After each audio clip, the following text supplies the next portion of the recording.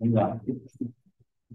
Fazer a nossa prece, agradecendo o Paulo pela oportunidade de estarmos aqui reunidos para mais uma vez e pedindo aos mestres e na inspiração de todos nós para o bom desenrolar deste Senhor.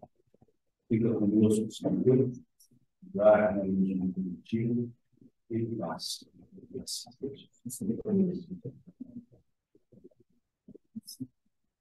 E beleza. Então, vamos dar uma sequência hoje. Nós estamos sem livro aqui para escrever diversos irmãos aqui preparados. Vamos usar aqui um pouco. Mas só para a Mel não fica, não. Mas vamos preservar. Se precisar, a gente usa aqui um cantinho. Não algo aqui para falar, né? E no primeiro encontro, nós falamos sobre a realidade espiritual, falamos da existência espiritual, falamos da existência material e falamos da inter-relação entre esses dois planos da vida, a existência material e a existência espiritual. Falamos de um processo de constante inter-relação. No segundo ponto, nós fizemos uma rápida revista histórica dentro da estrutura judaica cristã da fenomenologia mediúnica constante nos livros testamentários, tanto no Velho Testamento como no Novo Testamento. Citamos algumas passagens do Gênesis, do Deuteronômio, do Levítico, fomos lá no profeta Joel, e fomos seguindo, falamos sobre essa fenomenologia, mostrando que não é uma invenção espírita e mostrando que é uma realidade que não há como negá-la.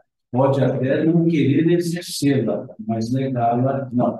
E mostramos que o aspecto proibitivo existia, porém, com uma mitigação de efeitos. Ou seja, não é uma proibição a todas as pessoas, mas uma proibição à maneira, à forma, ao jeito de se exercer uma faculdade que era natural. Então, resumidamente, foi isso que nós falamos no nosso último ponto. E aí eu sugeri a vocês que vocês dessem uma olhada na questão 382 do Consolador e dessem uma olhada no primeiro parágrafo do capítulo 14 do Livro dos Médiuns. Foi uma sugestão que ele deu, né? E disse que, salpicadamente, até poderíamos trabalhar com alguns elementos do capítulo 15, mas depois nós trabalharíamos com um pouco mais de efetividade. Então, hoje nós vamos conversar sobre a mediunidade enquanto aspecto de definição. Vamos começar um pouco sobre a figura do médium. Eu creio que isso a gente consiga trabalhar hoje. E no próximo encontro a gente pode trabalhar os tipos de médiums, os tipos de mediunidade. Seria o nosso quarto encontro, hoje o terceiro. Então, eu optei em colocar um escrito aqui para facilitar a concatenação da ideia, porque nem todo mundo estaria com o livro Consolador para acompanhar. Então, o que a gente vê aí? Uma pergunta feita a Emmanuel. O livro Consolador é um livro de perguntas e respostas dadas exclusivamente pelo Espírito Emmanuel. É um livro muito interessante, que foi editado na década de 1945, e trata de diversos assuntos separados por conjunto de conteúdo. Então, tem lá um assunto só sobre sociologia, só sobre filosofia, só sobre biologia, sobre geologia, sobre relações espirituais, sobre mediunidade. Então, são blocos que eu acho muito interessante o livro, considerando que ele foi escrito em 1945, trouxe algumas situações não existentes naquela época que hoje passaram a existir. Então, é um livro que, de certa forma, antecipou alguns tipos de assuntos que hoje são discutidos. Daí a grande importância do livro, porque ele antecipa em 50 anos quase as discussões que nós estamos tendo hoje. em termos de assuntos filosóficos, afetivos e outros segmentos. Então, na área da mediunidade, essa questão que você já depois, é perguntado a Emmanuel qual a verdadeira definição da mediunidade. Nós podemos dar uma definição técnica, que é a faculdade de perceber os espíritos. Já seria uma definição. Mas Emmanuel ele não tem um tecnicismo. Ele busca, em uma resposta, trazer outros elementos que nos permite trabalhar com decomposição do assunto. Então, veja como é que ele responde. Eu peguei só os dois parágrafos da resposta. Ele tem dois níveis de resposta para essa pergunta. Essa primeira parte, esse primeiro parágrafo, é justamente fazendo alusão àquela profecia de Joel que nós falamos no encontro passado, lá no capítulo 2 de Joel, quando Joel diz: naqueles dias derramarei meu espírito sobre toda a carne, vossos velhos terão inscrições, vossos jovens terão sonhos, vossos filhos e filhas profetizarão. Então, é justamente o que está nessa resposta. Qual a verdadeira definição da palavra mediunidade? É aquela luz que seria derramada sobre toda a carne e prometida pelo Divino Mestre aos tempos do Consolador, prometida atualmente em curso na Terra. Veja que resposta que ele dá. Joel fala que haveria um espírito espalhado, derramado sobre toda a carne. E aqui Emmanuel traz um aspecto interessante. A profecia de Joel falando, não é o derramarei, não é ele, Joel. Está falando, derramarei, trazendo a ideia daquele que estava passando para ele essa ideia. Então, ele usa a primeira pessoa ali, aludindo ao futuro, mas não é Joel que vai derramar. O derramarei é ele falando em nome daquele que estava ali o orientando. E Emmanuel vem e diz quem é que estava orientando Joel. Ali ele diz: é aquela luz que seria derramada sobre toda a carne e prometida pelo Divino Mestre. Ou seja, ele está dizendo que quem estava inspirando Joel a dizer aquilo era o próprio Cristo. Era o próprio Cristo que estava inspirando Joel a dizer. Aqui é um acréscimo que ele fala, veja, prometido pelo Divino Mestre. Se nós olharmos as falas de Jesus, ele não fez essa promessa. Mas se nós percebermos que se refere à fala de Joel, o espírito derramado sobre toda a carne, nós então entenderemos que lá atrás estava o Cristo inspirando Joel a trazer essa, aspas, profecia. E mas Joel não veio antes? Veio antes, por isso mesmo que o Cristo me inspirou. Lógico que veio antes, né? Já estava reencarnado 50 vezes antes de Cristo chegar, né? É justamente isso que nós queremos mostrar, que lá no Velho Testamento, Joel inspirado pelo próprio Cristo. Ou seja, se nós olharmos o livro A Caminho da Luz, o que nós temos lá logo na introdução, logo no primeiro capítulo? E a comunidade dos Espíritos puros, da qual Deus faz parte, reuniu nas cercanias da Terra por 2 vezes. Quando da formação do planeta e para decidir a encarnação dele. 4 bilhões de anos depois. Então, o Cristo, desde a formação do planeta, ele já está cuidando do planeta. Daí uma frase dele também é importante. Ele diz assim: não fosse vós que me escolhestes, eu vos escolhi a vós, e já vos conhecia, porque antes que o mundo fosse, eu sou, disse ele. Se nós olharmos a estrutura gramatical, seria antes que o mundo fosse, eu já era. Mas ele disse que eu sou. Porque o eu sou é o nome daquele que se revelou para Moisés.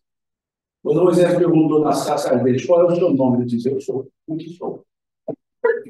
Então, as falas de Jesus sempre são antenadas com elementos do Velho Testamento. Eles sempre. Então, a pessoa pode observar, pode buscar lá que tem os elementos.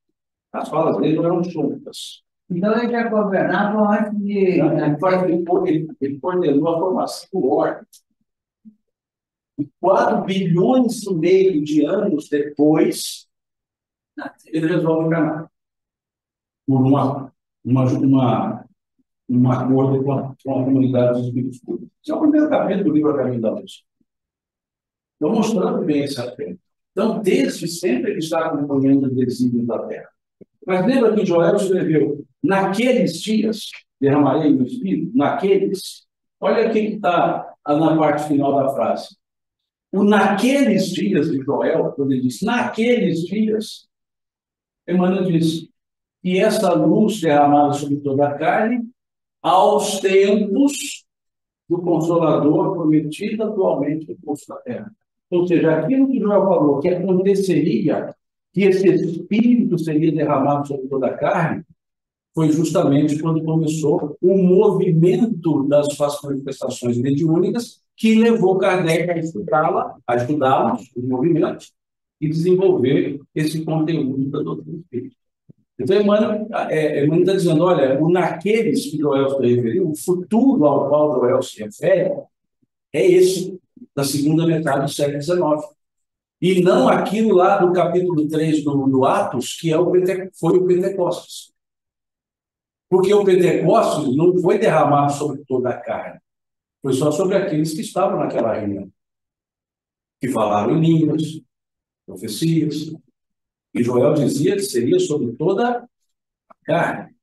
E se nós olharmos o movimento mediúnico que surge no final da primeira metade do século XIX e no início da segunda metade, nós veremos que ele é um fenômeno mundial. Na década de 40, 1840, aqui no Brasil, já tinha os fenômenos da mesa girantes. Havia grupo de estudos sobre essa fenomenologia, que já havia trabalhado com a ideia de serem espíritos, movimentando aquelas mesas. Isso na década de 40. Como quando também começou os movimentos mediúnicos de efeitos físicos na América do Norte, especificamente nos Estados Unidos, mais especificamente em Heisenberg, com o fenômeno tictológico das batidas, com a família Fox, e que já acontecia lá com Andrew Jackson Davis, também nos Estados Unidos, de tal forma que quando o fenômeno acontece na casa dos Fox, em 31 de março de 1848, nessa mesma data, no mesmo horário, 8 da noite, Andrew Jackson Davis escreve que ele foi acordado de um sonho e que ele escutou uma voz, dizendo a ele, você deu início a um bom trabalho, contempla agora a manifestação viva de tudo que falaste. O que acontecia? Quem que era Andrew Jackson Davis?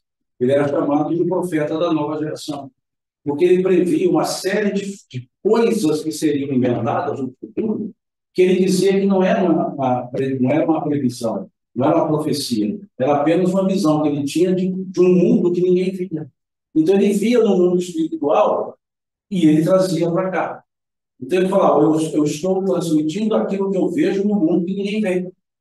E ele trouxe, por exemplo, o motor da explosão, que nós não tínhamos em 1940, só surgiu no início do século XX. Desenhou como seria o motor da explosão.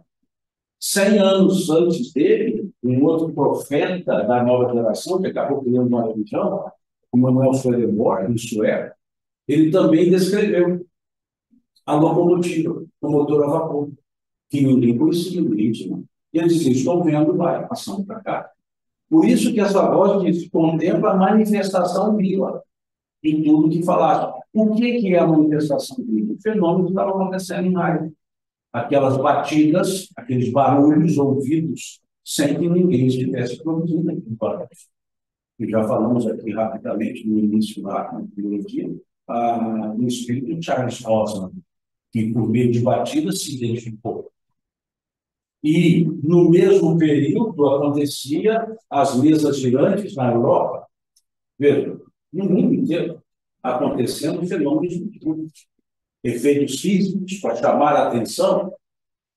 As mesas girantes na Europa eram tão intensos que viraram motivo de brincadeiras, de embustes também, óbvio, teve os charlatões que falsearam também isso, mas veja, acontecia de maneira tal que até os jornais publicavam charges, né, aquelas charges das mesas tirantes, criando uma charge bem-humorada, criando lances bem-humorados. Por exemplo, um dos jornais franceses publicou uma foto de uma mesa grande de novo e uma mesinha de campo, tá? Em outra página, assim. E aí um virou dizendo, e aí a pessoa dizendo, um casamento dele, né? Ford virou procura uma mesa pequena de campo para casamento. Né? E aí uma outra charge dizendo uma mesa menor, dizendo assim, a mesa nos diz que está disposta a depor em favor do acusado por escrito. Eles brincavam com isso. O tamanho era a fenomenologia. Isso em diversos países da Europa. Então, veja, uma manifestação sobre toda a carne. Por isso que Emmanuel foi colocar que aquela fala de Joel, quando veio naqueles dias, quando ele fala que é no futuro, aqui é o futuro. Ali começavam essas manifestações. E que aguçou a curiosidade do Lucas Mendes, levou a muitos estudos, fenômenos físicos, fenômenos de materialização, como o caso narrado por William Brooks, que foi um dos ganhadores do Prêmio Nobel no início do século XX, em que ele fez uma pesquisa e ele escreveu um livro chamado Fatos Espíritas, e ele escreveu um livro relatando o resultado da pesquisa, que ele pesquisou uma médium chamada Florence Cook, e essa médium materializava um espírito, por meio dela, Fernando de Efeito Físico, materializava um espírito chamado Kate King, e esse espírito conversava com todos, era tocado, e William Brooks foi fazer pesquisa com ela, conversou, verificou se não seria uma indução mental, uma indução hipnótica, cortou o tecido do vestido para analisar em condições microscópicas como aquele tecido seria. Observou que a túnica que ela usava não tinha nenhuma costura, era uma túnica inteira, sem costura nenhuma. Ele esparramou talco no chão, cobriu todo o chão do talco, e o espírito ia para lá, ia para cá, e nenhuma marca ficou no chão, ele vomitava. Então, ele fez diversas pesquisas, e não era qualquer pessoa, era um dos cientistas da Academia Real Britânica, e ele, então, publicou o livro, não por esse fato, mas ganhou o Prêmio Nobel de Química. Nós tivemos estudos feitos por César Lombroso, com também materialização, por meio da médium Eusébia Palatino, que também materializava, ele foi fazer a pesquisa. No primeiro momento, ele escreve um livro dizendo da não veracidade dos acontecimentos, e ele escreve um livro chamado Hipnotismo Sim, Mediunidade Não. Depois ele segue com as pesquisas, e Eusébia Palatino, ela materializava não só o espírito, materializava objetos, e aqueles objetos ficavam vomitando. E depois de mais tempo de pesquisa, ele escreveu um outro livro, chamado Hipnotismo e Mediunidade, mostrando que havia fenômenos hipnóticos, mas havia fenômenos mediúnicos. E César Lombroso pesquisou durante anos essa estrutura de Eusébia Palatino. Foi o que fez ele deixar a teoria da frenologia que ele desenvolveu.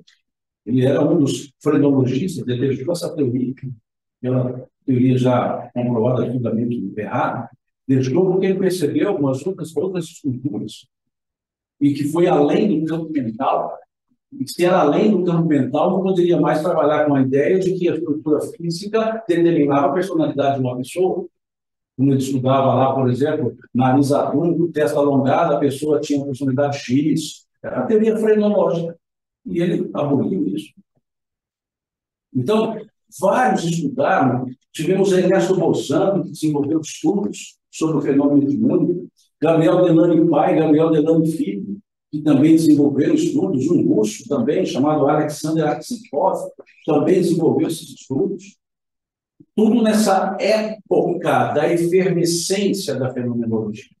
não lá no 1848, já no final do século XIX ou no século XX. O alto movimento, o grande movimento fenomenológico. E numa época que estava nascendo, consolidando o pensamento materialista, com a lógica kantiana, né, justamente na década de 50 do século XIX, Augusto Comte, e no início do século XX, surgindo o pensamento de Emile Durkheim, no campo sociológico. Ou seja, o materialismo campeando fortemente e esses movimentos espiritualistas campeando fortemente. Arthur Conan Doyle, um escritor inglês, que é mais conhecido como autor da série Sherlock Holmes, ele foi outro pesquisador e escreveu um livro, A História do Espiritualismo, e lá conta todos esses acontecimentos, esses fatos narrados, mostrando, inclusive, fatos ocorridos com ele, explicando como é que se um movimento espiritualista na França, que aí ele apresenta o espiritismo. Então, foram vários autores que se dedicaram. Charles Richer escreveu 2 obras belíssimas falando sobre o fenômeno mediúnico e sobre o fenômeno da hipnose. E Charles Richer foi outro ganhador também de prêmio Nobel. Então, vejam quanto se dedicaram a isso, porque a fenomenologia estava em grande proporção, ou seja, derramada sobre toda a carne. Então, é por isso que Emmanuel foi dizer, olha, essa previsão de Joel se deu ali. Isso é a mediunidade. Meu espírito sobre toda a carne. Depois que ele explica isso, ele vem numa segunda parte para falar da característica da mediunidade enquanto até objetivo. Ele vai dizer, veja, a missão mediúnica, se tem os seus percalços e as suas lutas dolorosas, é uma das mais belas oportunidades de progresso e redenção concedida por Deus aos seus filhos misérios. Veja o que ele está dizendo aqui. Olha, a faculdade mediúnica é uma oportunidade para o médium, para ele progredir e para ele se redimir. Veja o que Emmanuel está dizendo. Olha, se você tem a faculdade mediúnica, é isso, porque isso é para o seu progresso. O exercício útil, o exercício sério, é para o seu progresso e é também para a sua redenção. O que é o aspecto remissivo, redentor? Porque há, naquela condição do médium, um débito que ele traz e que o exercício mediúnico pode auxiliar a redimir-se.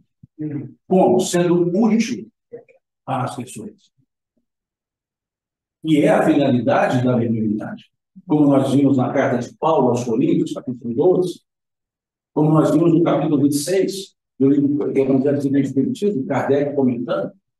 Então, tem um aspecto redentor? Tem. E quando nós olhamos isso, o aspecto redentor, já começamos a perceber, então, que a mediunidade ela faz parte de um campo de provas para o médium.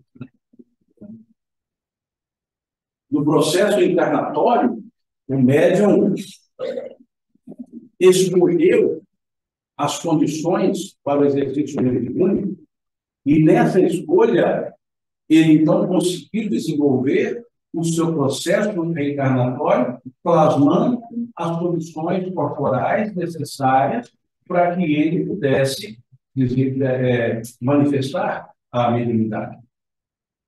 Conforme a gente vai ver, já falei aqui em outros momentos, mas a gente vai ver aqui a ideia da mediunidade radicada no organismo. Então, significa que há uma condição ali para o médium como oportunidade para ele crescer por meio do exercício da mediunidade.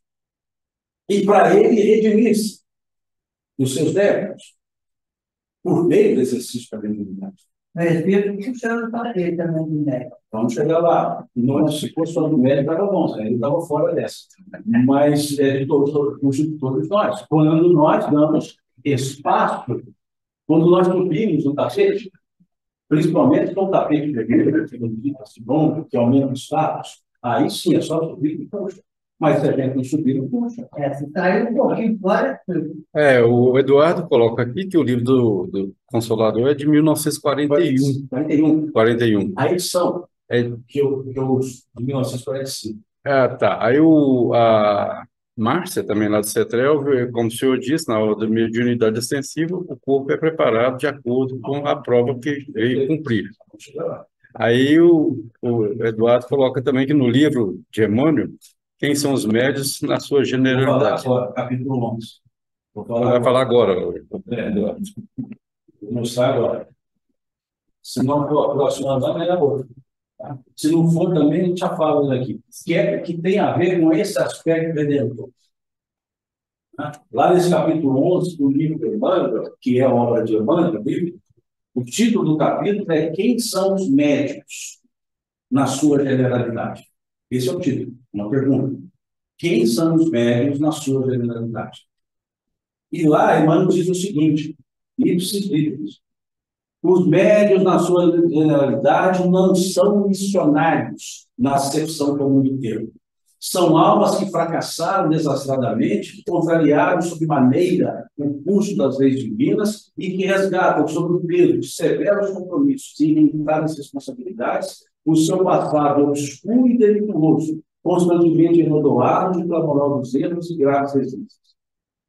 Veja o que ele está dizendo. Baixa agora.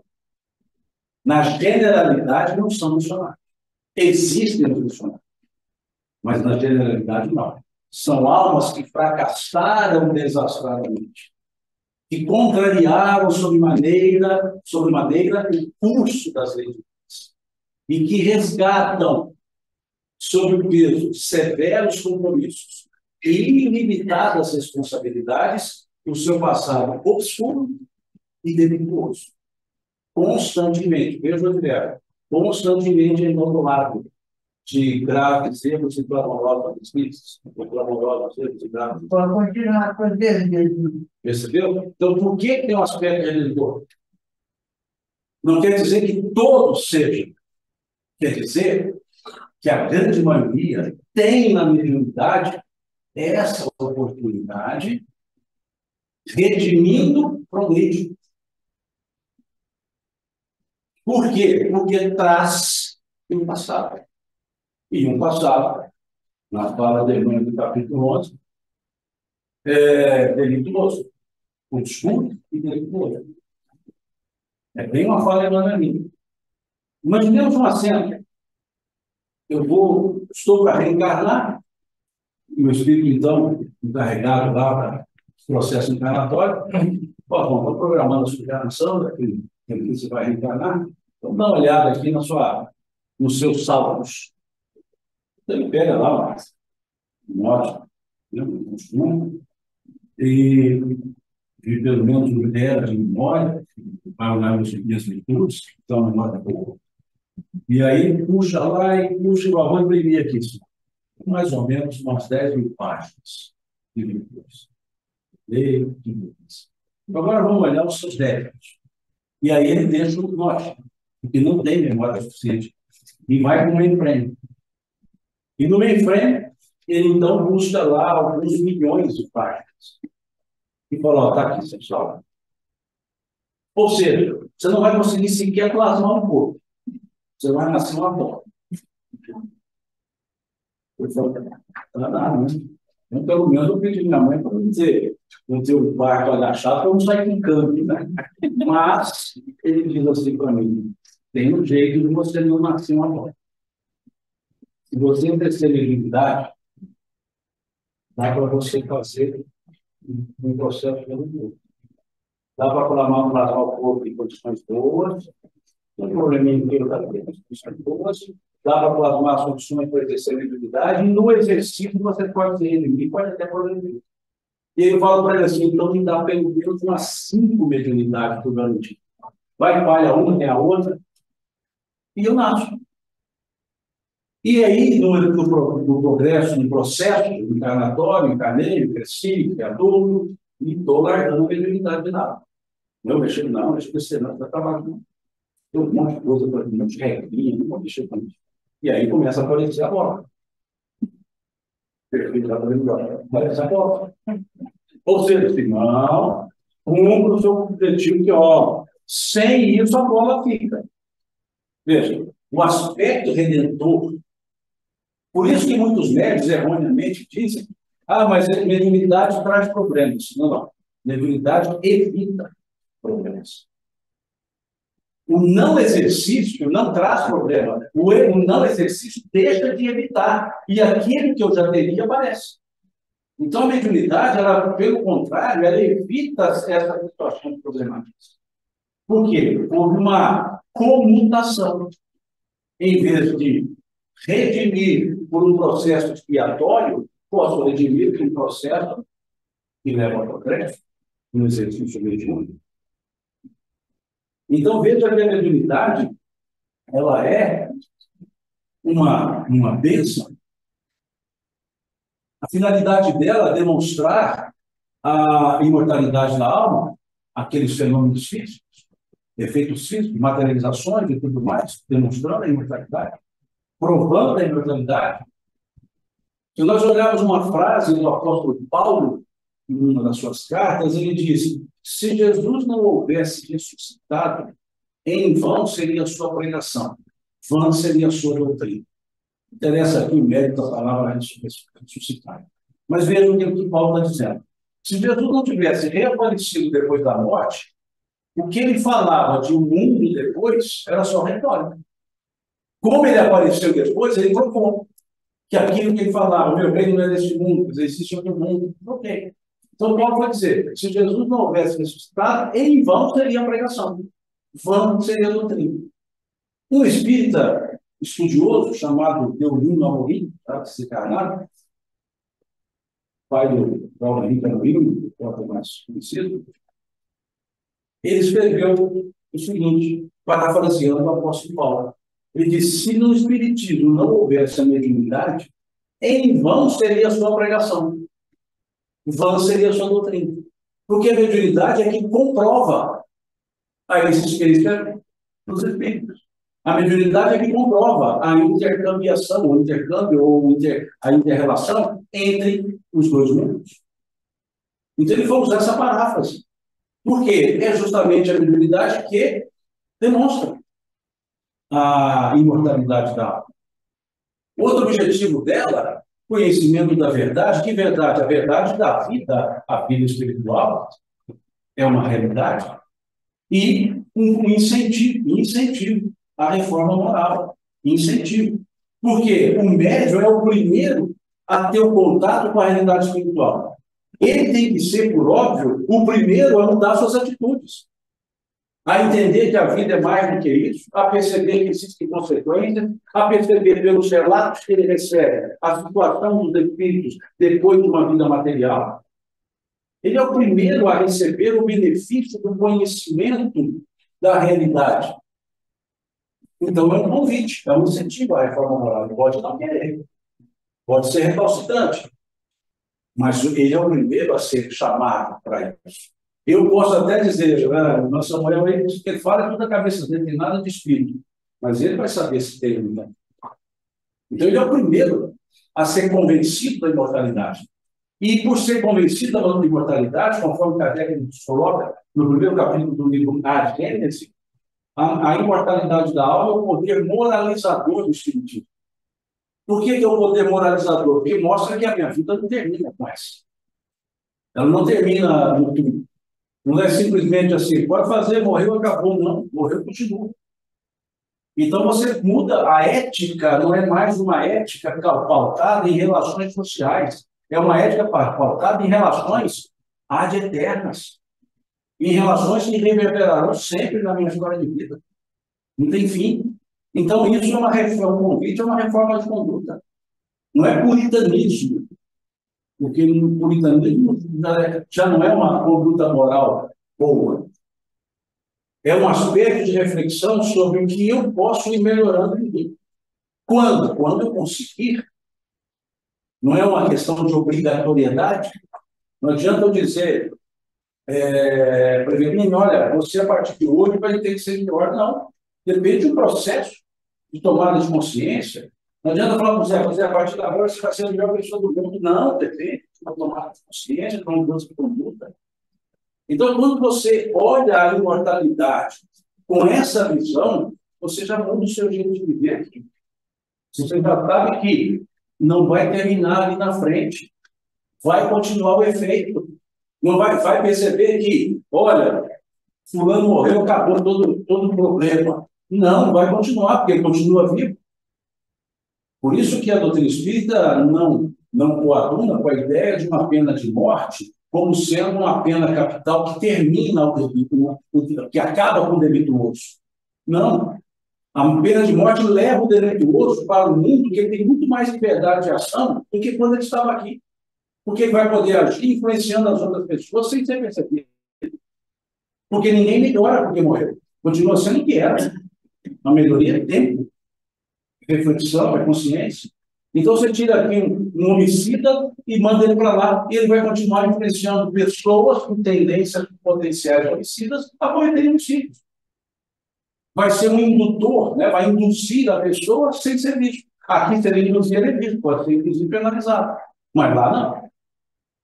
Então, como ser a favor de algo que não termina com aquele algo que acha que vão terminar? Como ser a favor de uma pena que não termina com a vida? E dá mais poder de ação ao que a gente queria tirar o poder de ação. Mas também tem voluntário que tenta ajudar. Né? Sim, mas a questão é de sintonia. Eu me sintonizo porque eu quero. Também. Né? Então, chega um monte de voluntário querendo ajudar e eu dou atenção. Eu sou mais chegado do que cá. O que acontece aqui, acontece. E alguém chega e fala, vamos lá, o centro tem uma palestra boa, não, vou jogar futebol. Opção. Pronto, está errado? Não, é opção da pessoa. Agora, tem gente que você fala, vamos melhorar o seu vídeo, ser não, esse vídeo é sobre ser bom não levantar para ninguém. Ser bom só dá, só perde. Você vai fazer o quê? Bater em ferro frente? Capítulo 3 do livro dos médicos, dos sistemas. Basta olhar lá. Quando se pondera se é lícito tentar convencer o incrédulo obstinado, eles respondem, depende da natureza da incredulidade. Aquele que não está convencido pela razão e pelos fatos, a incredulidade é uma prova pela qual deverá passar. Deixar por conta da providência, que encontrará meios de trazer a nossa causa. E diante as almas do comando, que são em número muito maior do que as mais. Ou seja, para que ficar discutindo com quem não quer? Deixa que a circunstância da vida vai aclarar. Então, os bons espíritos não ficam forçando nada. É um convite. Aliás, Kardec escreveu isso, está lá no convênio, Obras Póstumas, num dos artigos compilados, lá ele diz, o capítulo Constituição do Espiritismo, ele diz, o Espiritismo não se impõe a quem quer que seja. Ele quer ser aceito livremente, por força das ideias e das convicções. Se a pessoa não tem convicção, deixa. Então, é isso que a gente precisa perceber. O médium, ele é o primeiro a receber esse incentivo.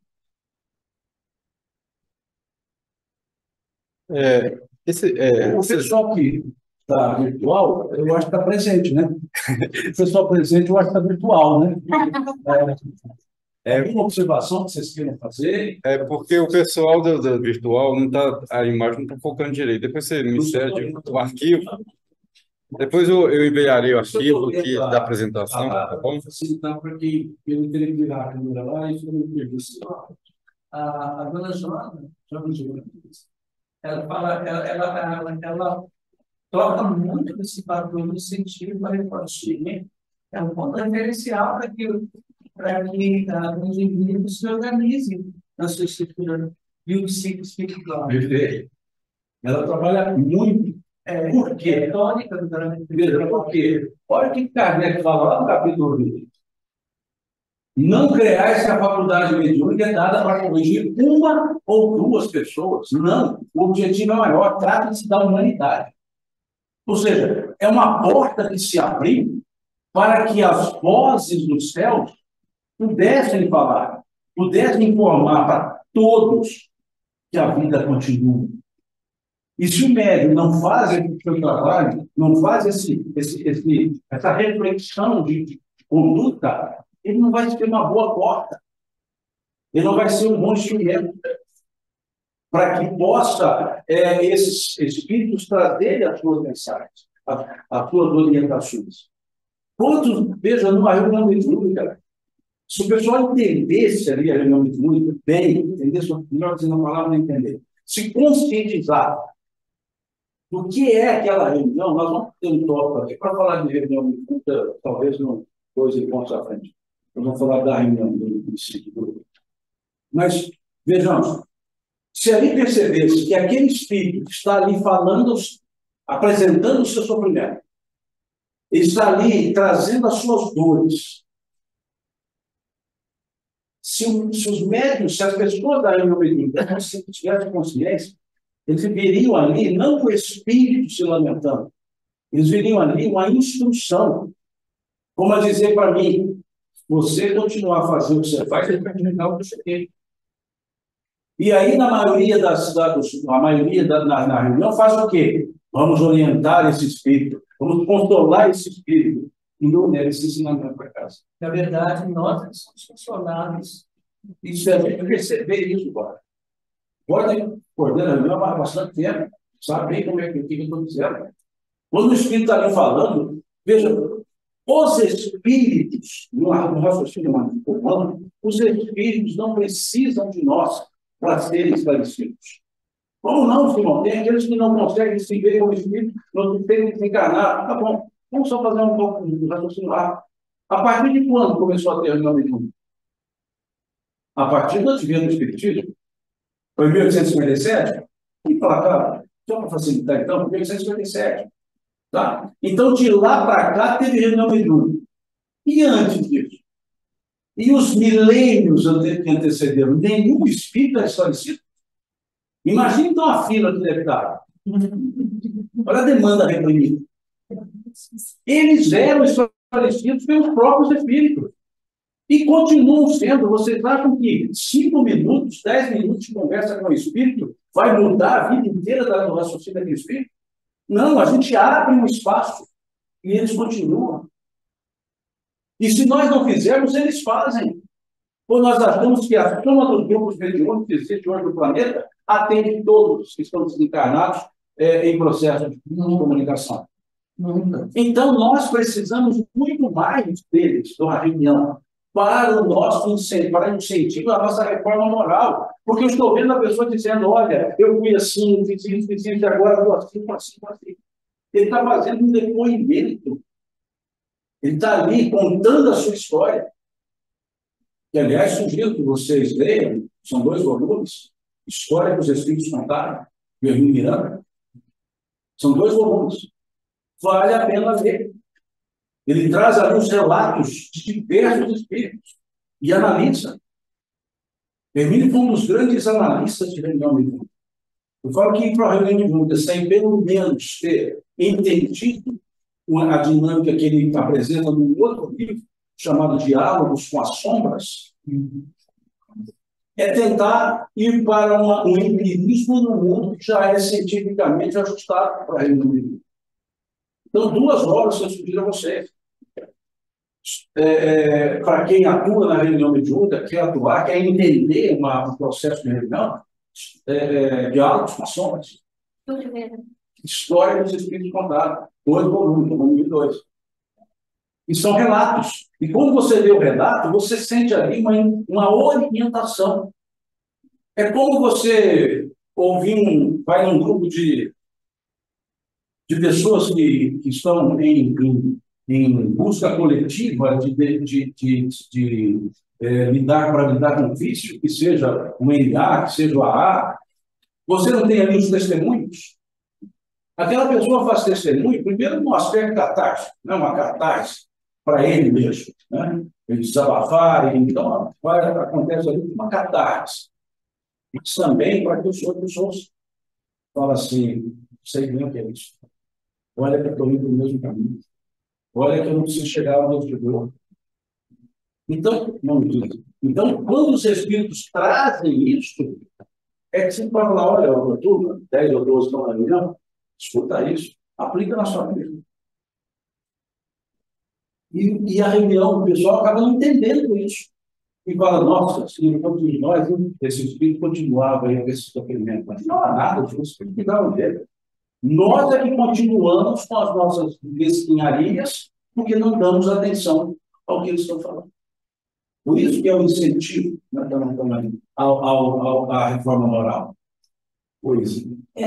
Assim, vou perguntar uma coisa de curiosidade que eu não participei da reunião. Talvez muita gente também pode participar, né? Ficar curioso com isso. Vamos supor, então, a reunião é mais para ajudar os que estão participando? Aos dois lados. Aos dois. Porque naquele momento... Qual que é a função da reunião? É um auxílio mútuo. No primeiro momento, aquele espírito tem uma condição de se expor, de conversar. Muitas vezes, os espíritos estão num nível vibratório que dificulta um pouco a percepção de outros espíritos, o que não impossibilita. Se os espíritos, quem pode o mais, pode o menos. Então, se o espírito está num nível mais elevado, ele pode reduzir o seu nível. Agora, quem pode o menos, não pode o mais. Se eu estou num nível não elevado, eu não consigo subir para o que eu quero. Agora, um evoluído pode descer a sua cidade. Inclusive, no livro Nos Domínios da Mediunidade, para que um benfeitor espiritual, Clementino, pudesse manifestar pelo médium Raul, diz o texto, Clementino graduou a sua não é vibração, que eu estou falando, não é outra palavra, ao nível do irmão Raul. Mas tem outra palavra lá, eu esqueci. Eu tirei da onda aqui, não tem outra. Veja, e tem outra aqui. É bom você entender. Aqui nós não temos nada disponível. Eu acho que nesse aqui eu tenho. Que é a turma de amanhã. Né? Da quarta-feira. Se aqui eu coloquei. Se você tem um tempo para colocar para mim.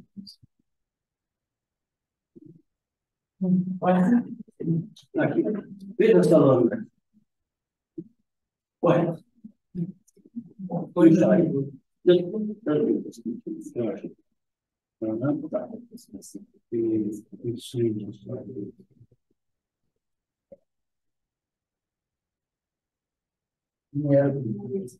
Onde vai chegar lá? Deu alguma coisa lá? Não, virou lá. Clementino graduou o pensamento. Clementino graduou o pensamento. E a expressão de acordo com a capacidade do nosso irmão Raul e do ambiente que o cerca, ajustando-se às possibilidades. Veja, o Clementino ia se manifestar com o Raul, médium Raul. Só que o Clementino estava num nível de pensamento muito superior. E ele, então, reduziu o seu nível para ficar no nível de Raul. Ou seja, o espírito pode diminuir para se manifestar para outro. Então, por isso que eu disse, não quer dizer que sem a reunião mediúnica nenhum espírito é esclarecido, mas ele se acha encarnado, está no nível dos encarnados, e o outro consegue reduzir. Quem pode o mais, pode o menos. Veja a outra lâmina. Ainda na sequência. Ele pode chegar de nós não podemos Não podemos chegar lá. O benfeitor espiritual, Clementino, que ora nos dirige, é o dirigente espiritual da reunião, da reunião espiritual que estava tendo no início, mas ali, a figura-se mais pesada. Olha que interessante. Era André Luiz enxergando o Clementino. Veja, está acostumado a ver o Clementino na versão light. Ali agora ele olha o Clementino numa versão assim, bem fat, né? bem cheinha, bem gordinha. Então, veja, a figura nos mais pesada, porque amorteceu o elevado tom vibratório que respira habitualmente, descendo a posição de Raul quando lhe é possível, para benefício do trabalho começante. Olha a trabalheira que o benfeitor espiritual se manifestar como médium naquele grupo ali. que estão orientando. Agora, eles podem, então, você pode perceber, eles podem, os espíritos, se manifestarem. Então, por isso, quando a gente diz que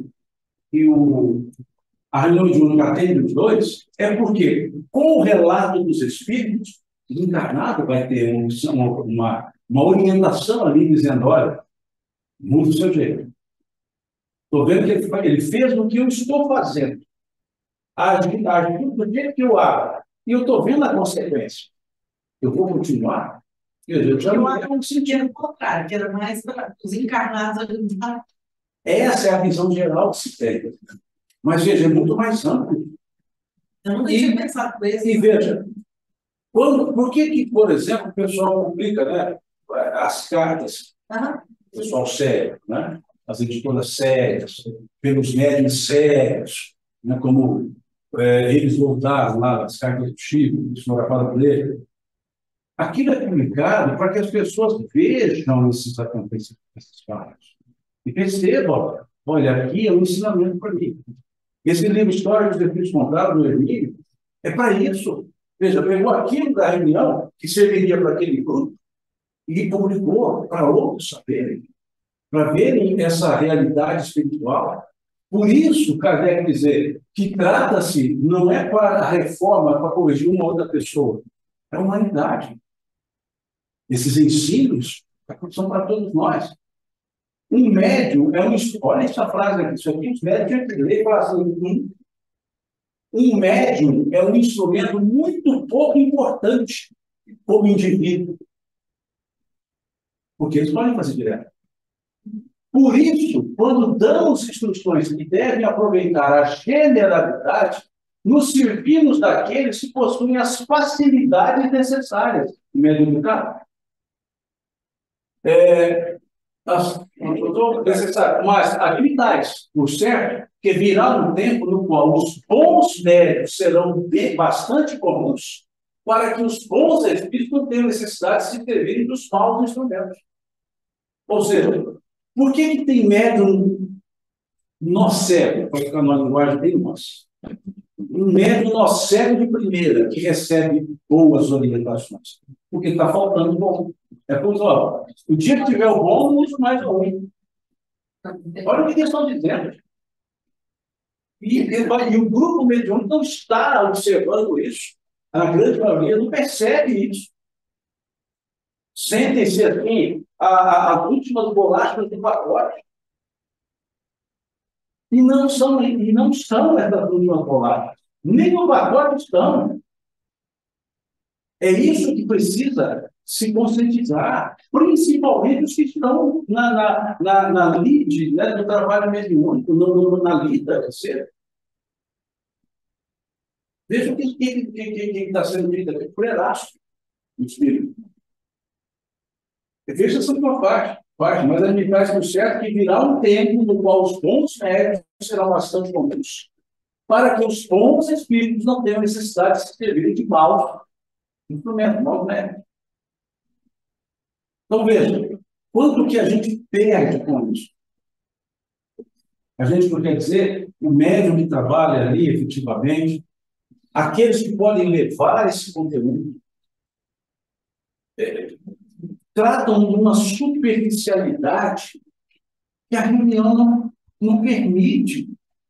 É como se fosse uma exigir daqueles seres um exercício, eu diria até hercúleo, para a gente não dar valor numa reunião. O médium vem despreparado, chega em cima da hora, chega espaporido, numa linguagem de nós, e quer que a coisa funcione. E quer que o clima esteja ideal. Passa um dia encrencando com um, encrencando com o outro, xingando a quinta geração da pessoa que fez um chateou, e vem para a reunião achando que está tudo certo. Simão, eu acho que é uma questão que nós esquecemos que antes de tudo nós somos espíritos. Sim, no caso, a diferença é isso. Mas eu venho para a reunião justamente. E com A gente não lembra disso. aquela estrutura ali que o Eduardo ponderou, com essa estrutura aí, na torre. Eu acho que eu tirei, quando eu tirei, não, sei lá, eu acho que o irmão do Onça tirei. Voltou aí. Aqui que o Eduardo sugeriu dele. Veja, esse tipo de pessoa, esse tipo de situação, se achando a última palavra do papai. Se não me tratar com muito cuidado, eu não vou. Quem perde com isso?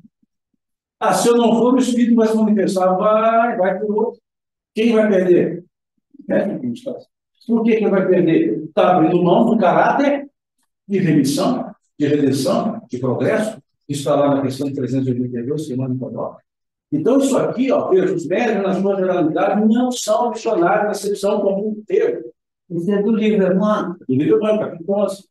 São almas que fracassaram desastradamente, que contrariaram sob maneira o curso das leis divinas, e que resgatam sob o peso de severos compromissos e ilimitadas responsabilidades do seu passado obscuro e delituoso, constantemente enodoado de clamorosos erros e graves delícias. Graves erros de clamorosos aqui. Mas veja, que lógica é essa? Então, mesmo olhando isso, ele vai ser na hora, opa, reforma moral para ontem. Perceberam? Sim. Hoje. Você comentou de carta, e é uma dúvida que eu tenho. Eu tenho um Instagram específico que eu sigo, eu acompanho, tem uma médium específica, né? Supostamente ela é, e ela sempre tem cartas para ler. E, assim, tem uma coisa que me intriga, é que eu não acompanho diretamente o Instagram dela, eu vejo pelos grupos. É que ela sempre tem uma carta e a pessoa está lá presencialmente. E as cartas, assim, a princípio, não tem nada de muito relevante para falar. É uma coisa do dia a dia. Então, assim, eu fico pensando, qual que é a função dessa comunicação? Vamos lá. Primeiro, vamos separar. Existe a possibilidade dos espíritos se manifestarem por médium, uma carta destinada a uma determinada pessoa? Existe. É crível, sim, desde que o médium seja um médium sério, desde que o conteúdo tenha veracidade em confirmação de dados. Então, existe, sim, Chico fazia isso, e outros médios bons, sérios, atuais, também fazem. Mas, infelizmente, existem, como desde a época de Kardec, lá com os fenômenos das mesas girantes falsos, porque tinha lá os predidigitadores que criavam fenômenos, tinha pessoas, para ter ideia, Kardec ainda trabalha essa lógica lá no dos médicos, que criavam barulhos na mesa instalando o músculo da perna. Conseguia instalar o músculo da perna e criava um barulho na mesa, por ressonância. Kardec estuda isso lá muito bem. Então, existia muito embusteiro. E, infelizmente, nesse campo da mediunidade, desse exemplo que você está, não desse método, nem dessa questão, e existe também os farsantes. Houve recentemente uma denúncia contra o médium, devidamente formalizada, que culminou no ajuizamento de uma ação por danos morais contra o médium, com ganho de causa dos autores, que se sentiram lesados, afetados moralmente, se sentiram injuriados com a falta de comunicação que recebeu do médium. O que esse médium, e foi mostrado isso, o que esse médium fazia? Existem pessoas com capacidade fotográfica muito grande. Se olhar aqui um número grave, acabou. Pode perguntar para ele, na hora eu te falo o que está ali. Se tiver 50, você lê uma página, terminou de ler, ele cita a página de novo para você, o jeitinho está lá. Uma capacidade, uma memória fotográfica muito forte. E eles mostraram lá que esse caso específico, todas as informações que estavam na carta estavam na rede social. Todas. Placa de carro, número de identidade, endereço, quem foi no velório. E aí, e como é que esse médium desenvolvia?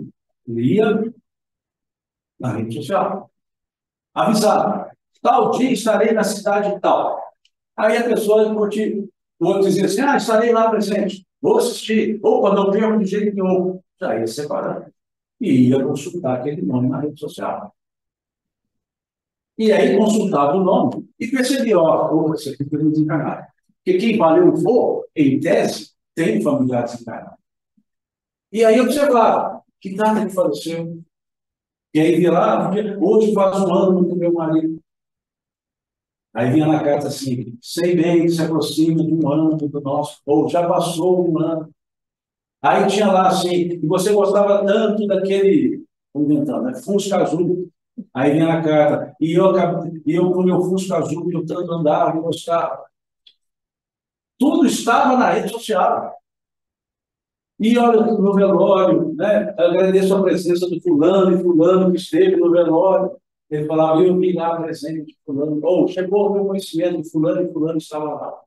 Então, a ação foi tão bem feita que não tinha como não mostrar que estava sendo ali feito um post. E vários outros casos. E aí outras pessoas entraram também. Teve que responder, ainda está respondendo ao processo.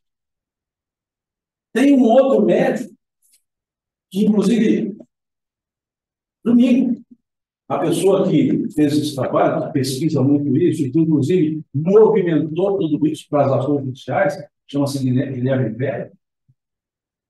Ele dá muita entrevista, participa muito com a Mauro Júnior, ele depois ele discute muito essa questão de fotografia e vai mostrando, ó, isso aqui é irretocável. Isso aqui está na rede social e vai mostrando, isso aqui vai para o lugar assim, não. E ele mostrou, ele comentou comigo domingo, ele me ligou. E na época que aconteceu esse caso, ele queria que eu fizesse um vídeo para falar que, fulano, eu vou fazer o vídeo. Posso fazer o vídeo, mas não vou falar fulano. Eu disse, olha, comunicação de uma coisa séria, até fiz. Alberto Almeida fez, para fazer. Mas sem citar que aconteceu esse caso. Até porque estava no processo. Né? Agora, aí ele falou assim, não, agora eu estou aqui. Eu falei que ia parar de mexer com isso, mas parei, só que eu estou mexendo agora. E eu vi que tem uma determinada pessoa que não usa rede social. Ela tem um banco de dados. Ela compra dados de pessoas e monta um banco de dados para fazer as fotografias. Então, e por que sempre a pessoa está lá? E tem uma fase anterior que não tinha a rede social, então tinha uma entrevista. Outros fazem entrevista e são sérios.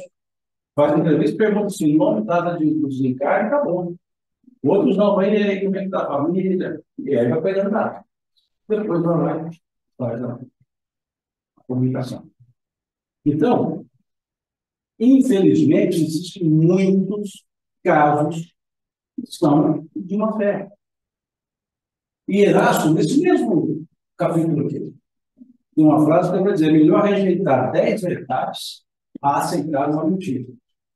Por isso, a gente é muito cauteloso com informações sobre a cultura. Eu sempre digo que eu sou um espírita, talvez eu seja o mais sério de muitos. Mais sério que muitos. Eu não aceitar uma comunicação de vida, a gente muito consciente. A gente tem que isolar as variáveis que podem influenciar a comunicação. E nem sempre é má fé, não. Grande parte, nós vamos ver isso na frente, grande parte é animismo. O que é animismo? Ânimos, alma. É o próprio médium em estado não consciente. É como se ele se manifestasse por ele. Então, não é algo de má fé. E ali ele está trazendo as realidades dele, as percepções dele, as necessidades dele. Então, existe muitas vezes o médium que se sugestiona, sabendo de um determinado caso, e ele percebe que naquela reunião está tratando o nome daquela pessoa, que ele sabe a história, está lá, ele pode se sugestionar. E nesse processo da boa vontade, num movimento anímico, ele se manifesta como se fosse outro. Isso é super comum, e qual mundo que analisa isso? Mesmo que tem essa lógica, peraí, vamos analisar isso melhor. Nós aqui tínhamos reuniões, quando eu digo tínhamos, continua tendo.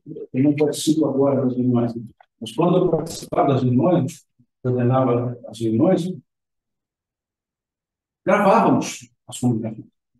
Gravava. Gravadorzinho, fita cassete, aí, não é que faz muito tempo, acho que a gente podia usar a cassete, né? Depois ouvíamos ali no grupo a comunicação. E o próprio médico, muitas vezes, dizia assim, peraí, 4 minutos. Você viu? Não, você viu na cabeça. Estou passando por isso, isso, que eu estou colocando, é exatamente o que eu acabei de passar. Mesma coisa. Então, nós analisávamos. E depois apagávamos, porque ninguém fica guardando. Não era o nosso interesse ficar guardando isso, apagávamos. E gravava na outra. Para quê? Para evitar que saia uma comunicação que não é verdadeira, cheia de boa vontade, cheia de honestidade emocional, mas não real. A gente tem que ter essa maturidade. Um grupo que não tem essa maturidade, que o médico não aceita isso, ele não está preparado para exercer credibilidade. Ele mesmo não aceita ser analisado. Você trouxe o controlador? Trouxe? Não. Não? Quem que eu? Eu tenho. Não. Não, já falamos disso. Da honestidade do Chico quando não recebeu a comunicação correta. E que ela estava, e que a editora séria também, olha, essa informação aqui, ela está contrariando os princípios kardecianos. E aí Emmanuel manda uma explicação dizendo que o médium não captou bem o pensamento dele. Então ele diz, devo o erro verificado à falta de capacidade, ao médium que não captou bem o nosso pensamento. Quem é o médium? Chico. E Chico fez questão de ficar isso lá. Emmanuel fez questão de colocar isso está na última parte do livro, o Consolador. Como que para dizer, olha, não existe médium infalível. Veja a honestidade do Chico, veja a humildade dele. Veja o lado professor de Emmanuel, põe isso lá. Você tem aí? A última página é esse. 410. Tem livro tamanho 12, não? Não, só abrir. Não, isso são as perguntas. Você não está com o livro, entendeu? Ah, tá. É digital. Você não está com o livro. Depois vocês pegam o livro, olha, está lá no finalzinho, notas da editora, lá no final. Chamando a atenção para ele. Agora, o médico que acha que não, foi por mim, é verdadeiro. Então, sendo no banquinho, vamos chutar. Aquele médico, você fala, não me dá mais, eu já sei tudo. Dá uma vontade de falar assim, então o que você não faz? Você já sabe. Porque o que você está fazendo não tem nada a ver com orientação legal. Então, quando há essas relutâncias de médico, o que você percebe ali? Prepotência, orgulho, vaidade, e são os caminhos para o fracasso. Então, eu vou parar por aqui, né? Na próxima semana a gente vai fazer esse primeiro, tá? Mas tem um negócio aqui que eu queria mostrar para vocês. Como eu fiz um recorte para outra criminalidade, aqui, tá? Olha o que Kardec escreve lá no Evangelho segundo o Espiritismo, está com vocês. Veja a sua pergunta aí. Não há um só médico no mundo que possa garantir a obtenção do fenômeno espírita em dado momento. Ou seja, o fenômeno não dá bastante. E aí você tem marcado lá, ó, tinha tal, sair em tal lugar, com a fotografia das cartas. Peraí, estou lá garantindo que eu vou receber mensagem. E por isso que o Kardec colocou, não há um médico no mundo que possa garantir isso. Ah, são 7 contas? Não, só conta, só favor. Dos bons médicos, dos sérios, das boas mensagens, das que passam por crivos, das que são analisadas. Porque não existe espiritismo sem espírito. Agora, a gente tem que olhar as variáveis. a variável estado emocional do médium, estado físico do médium, possíveis induções mentais provocadas pelos próprios componentes da reunião mediúnica, que estão ali do tipo, não, recebe a comunicação do meu parente, mentalmente ali, na reunião mediúnica. O médium está ali, está fisicamente. Veja, reunião mediúnica é um ser coletivo. Nós vamos ver isso quando falar de reunião. O clima depende de todos. Um que tiver em distonia, toda a reunião está em distonia. E o pessoal não percebe. Por isso que grupo mediúnico é grupo pequeno. Não pode ser grupo grande. Você trabalha com grupos menores para justamente lidar melhor com a harmonização mental. Aí a gente vê grupos assim, parecendo uma palestra de tanta gente no grupo. O André Luiz, no livro Seis Obsessões, isso já é 14. Dona Joana, ela faz uma frase interessante. Ela diz assim, sobre a quantidade, ela fala do dirigente de segurança. Ela diz, a quantidade é aquela que o dirigente conseguir coordenar. Se ali ele consegue coordenar 4, não pode ser 5. Se são 8, não pode ser 9. Mas ela diz, nunca mais do que 16. E depois as orientações em regra, 12, 10. Aqui a gente tem uma mesa que cabe tranquilamente 10 pessoas. Aí vem 12. E na cabeceira da mesa sentam 2. A cabeceira da mesa não foi feita para sentar 2 pessoas. Foi para sentar 1. Aí sentam as 2. E se for 5, vai ser assim. Então, não foi feita para isso. Então, que o ambiente não permite mais quantidade. Não estou falando que tem 12, não. Só estou dizendo. Eu não sei quantos tem. Então, veja, isso é consenso. Isso, gente, vou voltar aqui só para facilitar, o fato de bateria na internet. É isso aqui, ó, que eu gostaria que a gente entendesse. É preciso sair do senso comum e ir para o senso crítico. E não se faz isso sem conhecer, estudar, entender e conscientizar-se do que está aqui. Aí você tem médico que nunca viu isso aqui. Nunca leu isso aqui, nunca sequer pensou na existência dele. Senso comum eu acho, não, o pessoal faz assim, dá lugar. Isso é senso comum. O senso crítico é analisar a situação, qual é a lógica disso. Uma vez eu fui num local de existência, a gente também tem que ir para conhecer, para entender, local de atendimento junto, tratamento, tudo. Chegando lá, a pessoa está sentindo querer tal um pouco. Como eu fui lá, eu falei, olha, eu vou. Então, pode não ter lógica, mas eu vou fazer. Eu fui lá para ser rebelde. Fui lá para conhecer e analisar. Estudar, analisar. Aí, tá bom, tirei meu relógio, metal, eu usava um cheiro de metal, tirei o óculos. E quando eu fui tirar a aliança, a pessoa falou assim, não, a aliança não precisa tirar. Falei, mas é metal. Não, mas ele é consagrado. E por quem? Isso aqui é simples.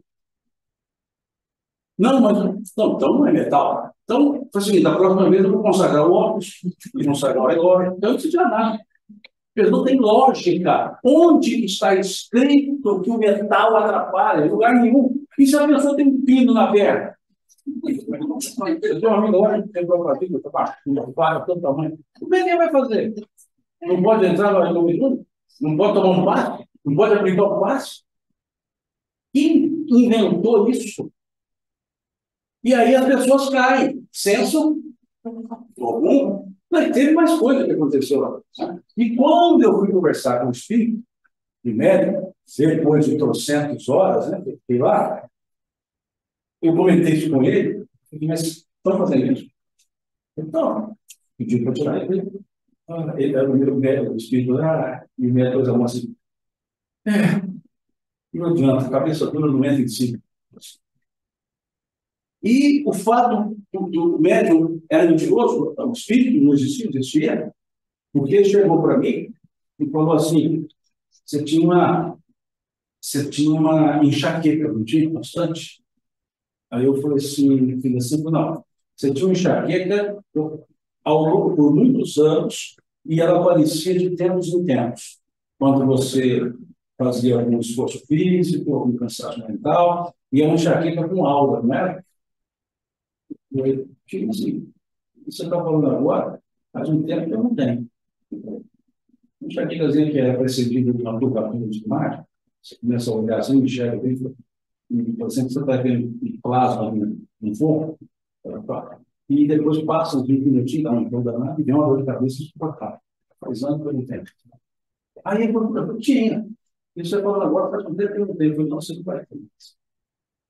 Eu estou vendo aqui que você fez uma cirurgia. Não se acredita. Ou seja, era real, Fábio. Não era um espírito, não era um remédio metanisfário. Ele foi conhecido.